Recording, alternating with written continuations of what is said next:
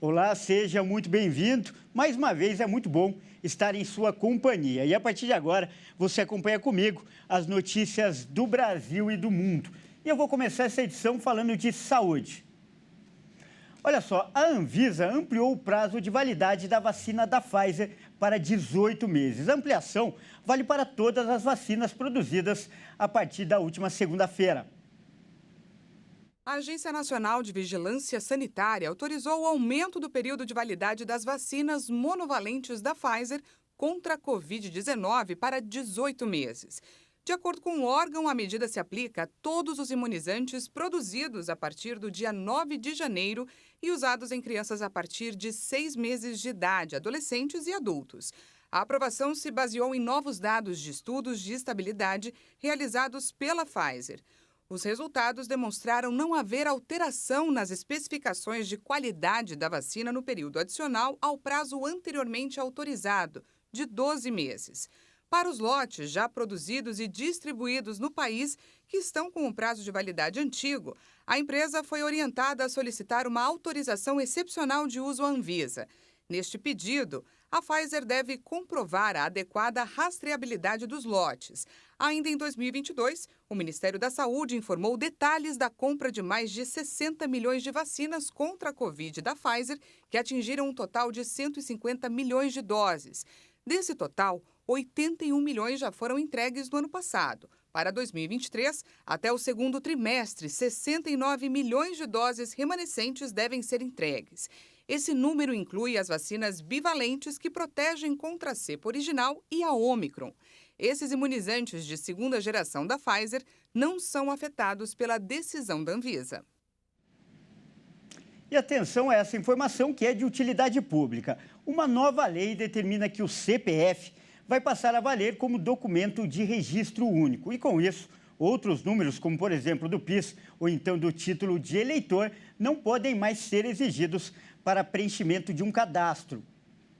O presidente Lula sancionou uma lei que estabelece o CPF como um número suficiente para identificar um cidadão nos serviços públicos. Mas os órgãos emissores têm o prazo de 12 meses para se adaptarem à nova regra. A lei estabelece que o CPF deve constar nos cadastros e documentos de órgãos públicos, de registro civil de pessoas naturais ou em documentos de identificação emitidos pelos conselhos profissionais. Com isso, órgãos de governo não poderão exigir outros números de identificação para preencher um cadastro, como o PIS, o RG ou o número da carteira de trabalho. Os demais documentos podem até ser solicitados, mas a ausência das informações não pode mais impedir a conclusão do cadastro ou requerimento. A lei prevê que os novos documentos emitidos usem o CPF como número identificador, em vez de gerar uma nova numeração única, como acontece nos títulos de eleitor e carteiras de motorista, por exemplo.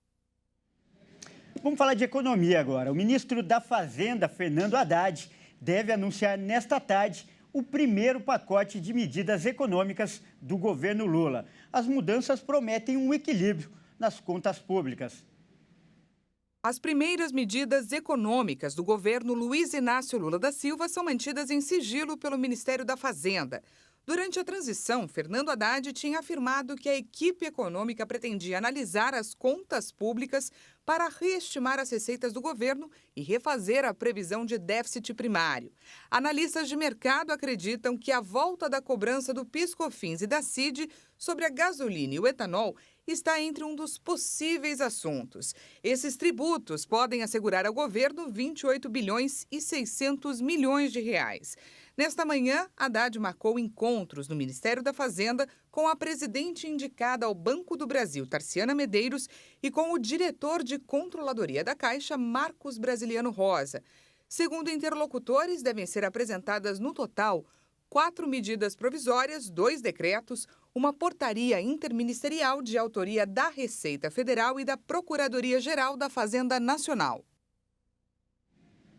E a gente fala agora da votação que está acontecendo hoje no Supremo Tribunal Federal. A Corte analisa se mantém a determinação de proibir bloqueios em vias públicas e a invasão de prédios públicos. Quem desobedecer será preso em flagrante. 6 ministros já votaram a favor da medida, o que representa a maioria da corte. Portanto, a determinação valerá para todo o país. A iniciativa partiu do ministro Alexandre de Moraes, que, por sua vez, atendeu um pedido da Advocacia Geral da União. Para quem descumprir as determinações, está prevista ainda a multa de R$20 mil a R$100 mil.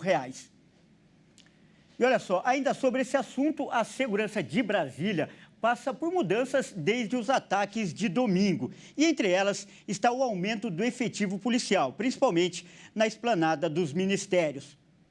Os ataques ao Congresso Nacional, ao Supremo Tribunal Federal e ao Palácio do Planalto levantaram dúvidas sobre as falhas na segurança da capital federal.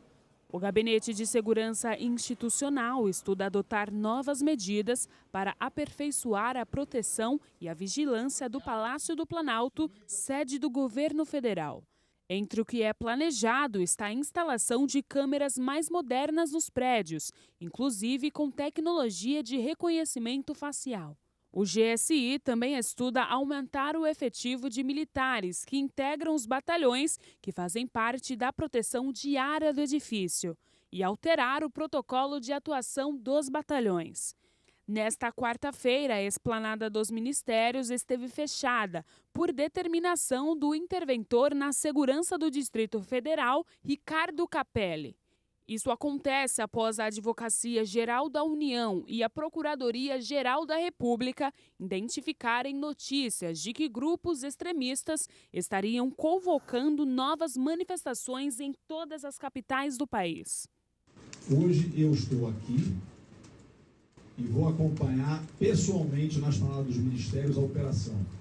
No domingo, o secretário de Segurança Pública do Distrito Federal estava nos Estados Unidos. Então, acho que essa é uma diferença básica, porque você faz segurança pública com liderança comum. Capelli também realizou a exoneração de todos os comandantes que tinham atribuição operacional no dia dos ataques de radicais e diversas autoridades indicadas pelo ex-secretário de Segurança Pública, Anderson Torres. E vamos agora com as notícias internacionais. E após a falha no sistema de aviação dos estados, que provocou o cancelamento de milhares de voos em todo o país, a Casa Branca, nos Estados Unidos, se pronunciou e disse que vai garantir que esse problema não aconteça novamente.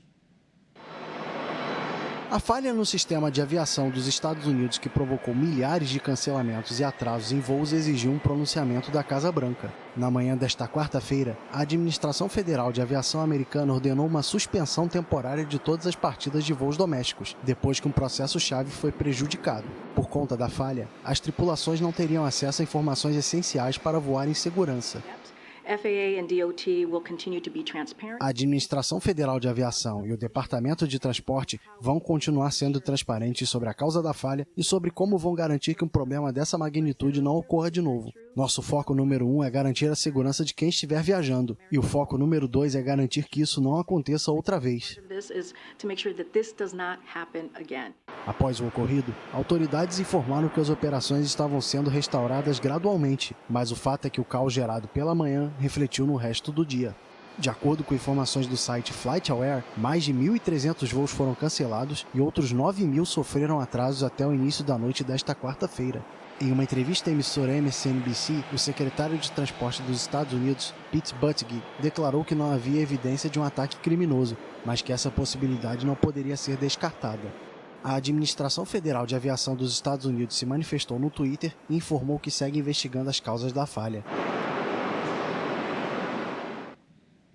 Bom, essa edição fica por aqui. Eu agradeço demais pela sua companhia e convido a continuar ligado em nossa programação. Até mais!